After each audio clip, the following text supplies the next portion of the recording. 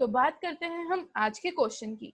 आज का आपका क्वेश्चन कहता है कि राम लिमिटेड की ऑथराइज कैपिटल 5 लाख है, जो कि डिवाइड कर दी गई है 10,000 शेयर 50 रुपीज ईच के हिसाब से। अब देखो ऑथराइज्ड क्या है क्या नहीं है, कितने शेयर्स किए गए, हमें इससे कोई मतलब नहीं है। मतलब पहला किससे है, कितने शेयर की वैल्यू है, तो वैल्यू होती है आपके 50 ईच, मतलब एक शेयर की कीमत कितने हैं, 50 रुपए दी गई है। अब देखते हैं पब्लिक ऑफर कितना करती है। तो पब्लिक को ऑफर करती है कंपनी 8,000 शेयर्स। ठीक है, कंपनी ने क्या किया, 8,000 शेयर्स क्या किए हैं, इशू किए हैं, किसको ऑफर किए हैं, किसको, पब्लिक को।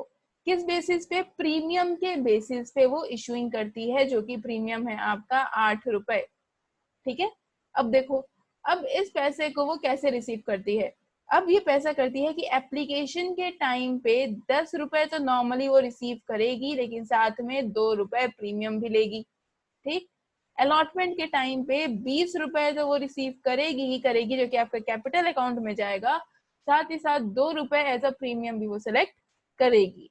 फर्स्ट कॉल के टाइम पे 10 रुपए लेती है, वहीं आपके प्रीमियम के रूप में 2 रुपए, और सेकंड कॉल के टाइम पे 10 रुपए रिसीव करती है और आपका प्रीमियम लेती है 2 रुपए।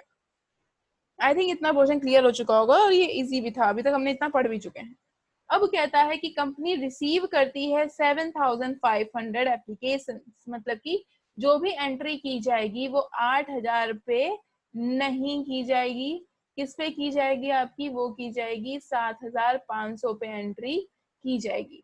और फिर कहता है कि share allotted to all of them, और जितने भी एप्लीकेशन आई, मतलब कि 7,500 जो आपके पास एप्लीकेशन आई, उस पे हमने सबको शेयर क्या कर दिए हैं, अलॉट कर दिए हैं। But when allotment money was made, लेकिन जब अलॉटमेंट मनी मेड करने की बारी आई, मतलब इस पोर्शन पे जब बात बनी, तब क्या हुआ, एक शेयर होल्डर था जिसके पास 100 शेयर्स थे, वो क्या हो गया है, फेल हो गया है, मतलब कि उसने हमें अलॉटमेंट मनी पे नहीं करी।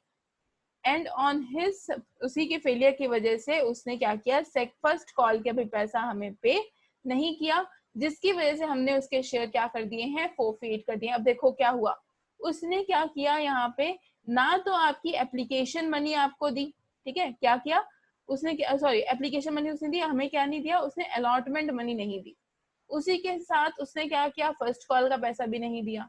और जब उसने अलॉटमेंट और फर्स्ट कॉल का पैसा नहीं दिया, तो हमने क्या किया, हमने उठा के फर्स्ट शेयर और सेकंड शेयर के बीच, मतलब फर्स्ट कॉल और सेकंड कॉल से पहले ही इसी पोर्शन पे हमने क्या कर दिया है, यहाँ पे फोर फीचर का काम कर दिया है। इसके पूरे के पूरे शेयर को हमने क्या कर दिया, फोरफीटेड कर दिया है।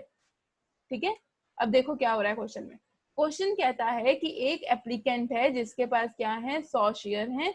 उसने क्या किया, एप्लीकेशन मनी तो हमें पे कर दी, लेकिन अलॉटमेंट मनी की पेमेंट उसने नहीं करी। ना तो अलॉटमेंट मनी देता है, ना ही आपकी फर्स्ट कॉल मनी देता है, जिसकी वजह से फर्स्ट कॉल मनी होते ही हमने क्या कर दिया, उसके शेयर को यहाँ पे फोरफीट कर दिया। और उसके बाद क्या किया जाएगा, आपका नेक्स्ट कॉल की जाएगी, नेक्स्ट कॉल मतलब कि सेकंड कॉल की जाएगी।